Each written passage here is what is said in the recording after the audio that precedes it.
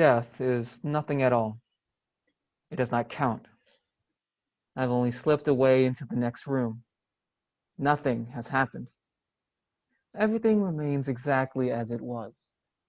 I am I, and you are you. And the old life that we lived so fondly together is untouched, unchanged. Whatever we were to each other, that we are still. Hmm. Death is nothing at all. Good line. Nice weight. Trying to make sense of it all. I like it. You belong in the good pile. Score one for Henry Scott Holland. What's next? Ah, Mary Elizabeth Fry. Do not stand at my grave and weep. I am not there. I do not sleep. I'm a thousand winds that blow. I am the diamond glints on snow. I am the sun on ripened grain. I am the gentle autumn rain. When you awaken in the morning's hush, I'm the swift uplifting rush of quiet birds in circle flight. I'm the soft stars that shine at night. Do not stand at my grave and cry, I am not there. I did not die. I don't much care for rhyming, but she did get a lot of it right. It is mysterious, isn't it? If she's not dead, where did she go? Is she the birds or is she the stars? She can't be both, I'm afraid. It doesn't work like that. Well, now I'm torn. I'm feeling generous today. To the good pile. Hello? One moment. Take a seat if you'd like. Can I ask a question? One moment. I prefer to finish a task before I start another. I see. Aha, there we are. Do you like Shakespeare? I guess. No longer mourn for me when I am dead, then you shall hear the surly sullen bell give warning to the world that I am fled from this vile world with vilest worms to dwell. Nay, if you read this line, remember not the hand that writ it, for I love you so. It's rather bland, don't you think? I liked it. Could you finish it? Suppose I could, but as I said before, once a task is finished, I prefer to start another. William has disappointed me. Therefore, I am finished. Therefore, that pile. Therefore, a new task. My name is Gilbert. It's French, I think. My surname is Gwyn. State your name, please. Lizette. Lizette Masters. Is that one or two Lizettes? It's just one. Never be too careful. Ah, yes, there you are, Lizette Masters. Where am I? Must be your question. It's a tricky one to answer, sadly. We call it the last office. Where's that? Another tricky one. You must be good at that. Hmm. I had my boss explain it like this.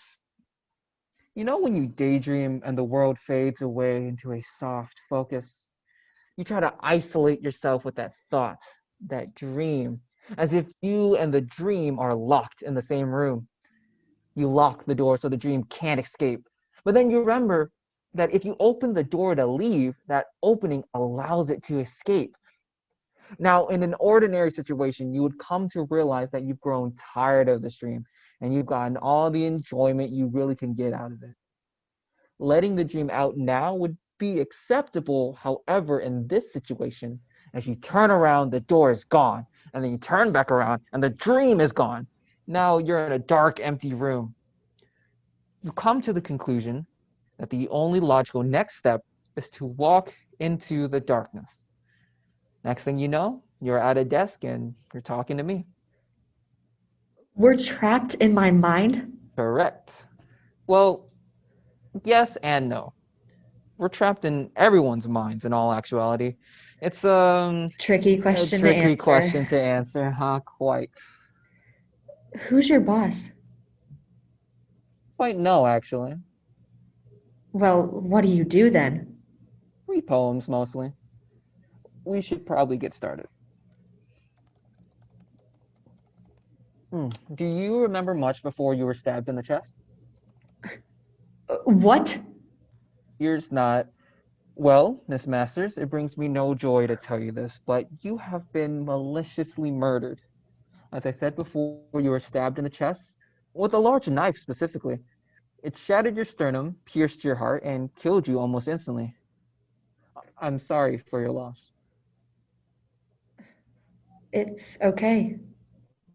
I'm okay. Are you serious? Deadly, I'm afraid. Wait a second. How do you know I'm dead?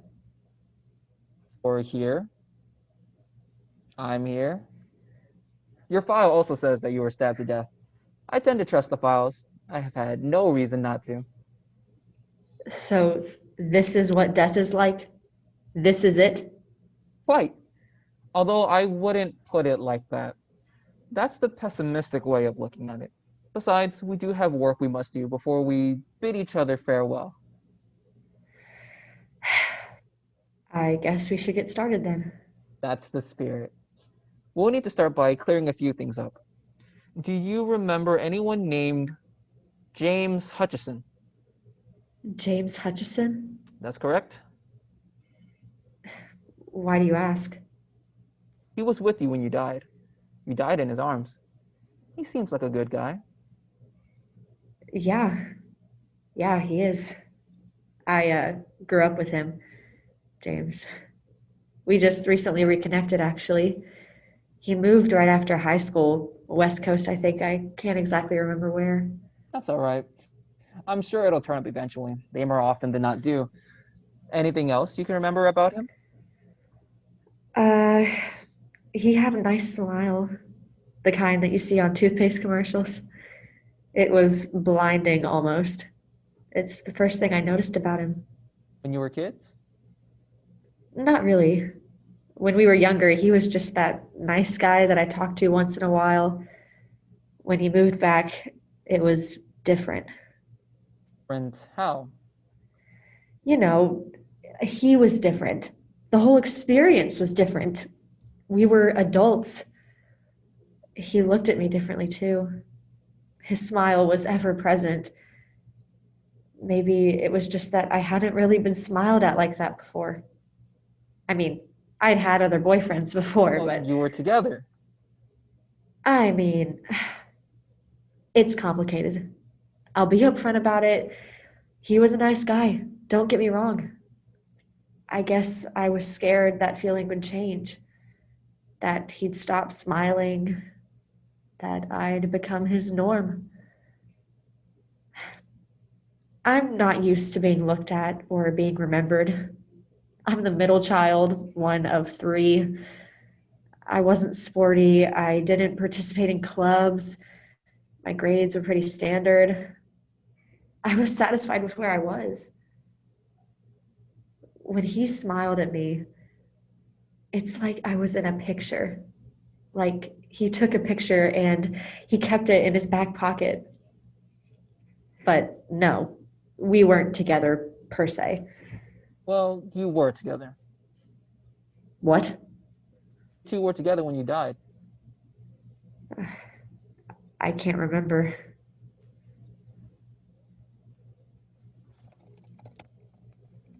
Lizette Masters case number 42756. Killed in a mugging gone wrong. In her defense was one James Hutchison, who took a swing at the assailant, causing the knife to accidentally slip and impale Miss Masters. The assailant fled the scene, leaving Mr. Hutchison with the corpse in his arms. Quite a sad story. My God. Sorry. Oh, it seems our time together is almost finished. I have another meeting after yours. We should begin wrapping things up. What's next? You see the unassuming door behind me? Do you mean the only door? Well, if it's the only door, then I presume it is, assuming. Yes, that door. Yeah, Yeah, I see it. Past that door is the afterlife, the actual afterlife. What's it like? Not sure. I've never been, but I assume it's nice. Do you like clouds? Sure. I hope there are clouds. Thanks, Gilbert, for everything. You're quite welcome. Oh, wait, since we're finished, would you like to hear the end of the poem? I'd love that. I and your sweet thoughts would be forgot, if thinking on me then should make you woe.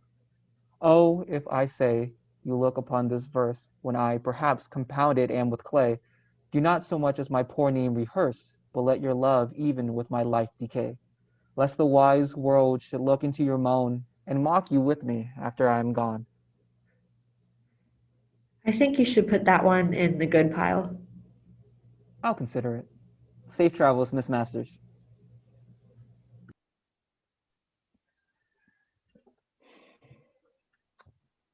I think she's right. It does belong in the good pile. Now, where was I? Ah, yes, reading poems about death. Hello? One moment. Take a seat if you'd like. Where am I? One moment, and I'll be right with you. Hello, my name is Gilbert. It's French. My surname is Gwyn. Could I get your name, please? It's James Hutchison. Ah, yes. James. Do you like Shakespeare?